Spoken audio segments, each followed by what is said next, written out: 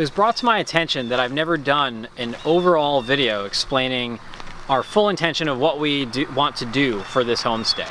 So I figured it would be a good place to start at the beginning. This is literally the beginning of everything we've done here.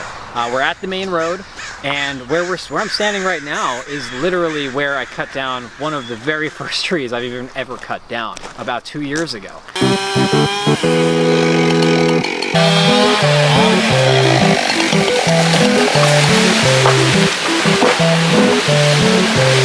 When we started doing this road, we kind of had a good idea of like the outline, the framework of what we wanted to have a house.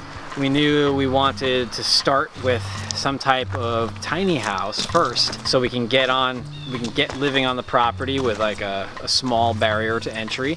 We knew that we wanted a garden, we wanted to have a dog and some cats, maybe even some like animals like chickens or pigs, or maybe even a goat, because people say goats are hilarious. As we progressed and built this road, got all the way in the back and started clearing our build site, we started solidifying our ideas. In doing so, everything started changing constantly, because over the course of 2-3 years, our life was changing. Like tangible, the realistic expectations we were having was changing. You know, initially, before we built our house, we wanted to have a shop and a garage, a steel building. That was gonna be like one of the first things that went up.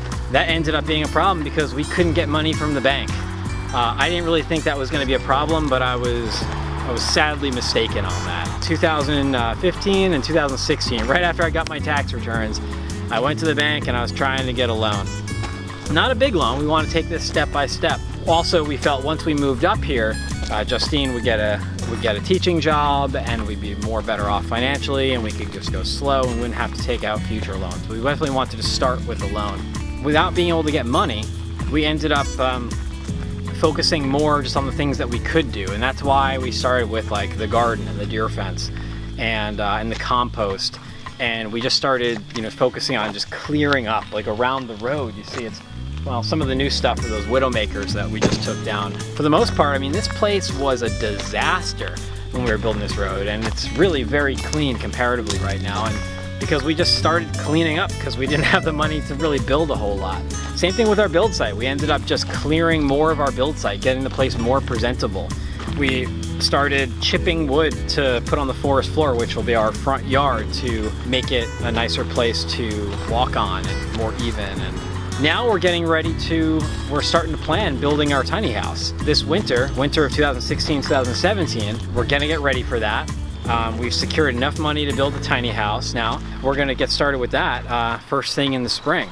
Our last project of the fall is gonna be to put in a real septic. We put in a homemade septic, one that works really well. It's been working great for us for the last year.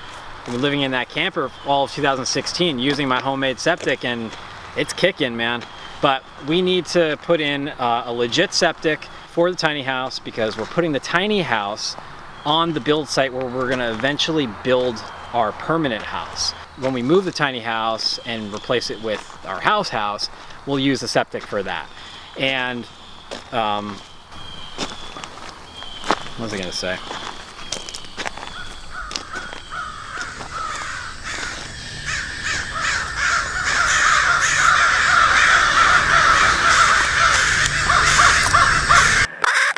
So the septic will be the last project of 2016.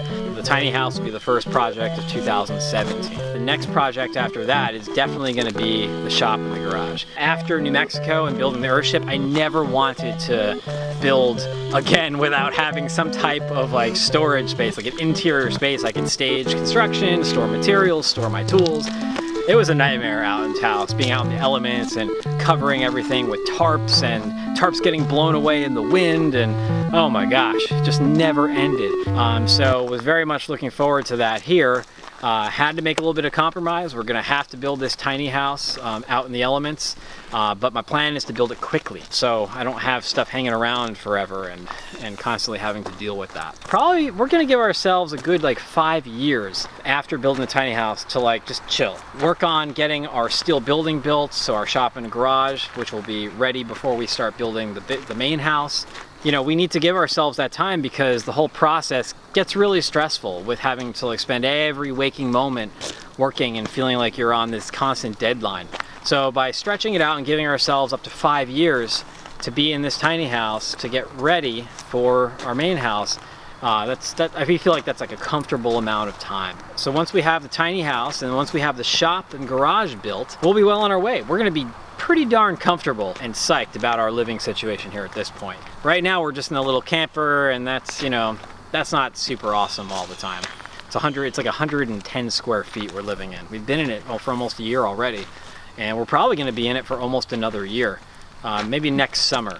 You know, at that point, once we have that done, that's when we might focus on getting like a dog and maybe some cat, farm animals and stuff around here. Maybe get to work on some cool like sustainable projects, like some solar stuff. Maybe I'll be able to put maybe grid tie solar on the steel building roof. Maybe experiment with some hydroelectric power in the stream at the back of the property. Do some like compost for heat and power, like Jean Pen that I've talked about. That's gonna be like an experimentation phase. We're still in this phase right now where we're just kind of like struggling and scrambling to get established and to feel like we're in a comfortable living situation, that we have everything we need organized in a good way. We're not quite there yet. So I guess what comes after that is we're gonna start planning our house, giving that like enough time to really percolate and really develop all the ideas that we have aesthetically and sustainable energy, efficiency, things that I want in this house. We have a couple of friends and family members that are architects, so really kind of mull that over. Probably even talk to Ted Ilsasser again and get his input on it, hopefully. He's got so many good ideas. I guess like aside from that, I don't know. Like, I mean, the world's our oyster here. We have 15 acres to play in and to experiment with. I can't even imagine what kind of stuff we're gonna come up with and like wanna give a try.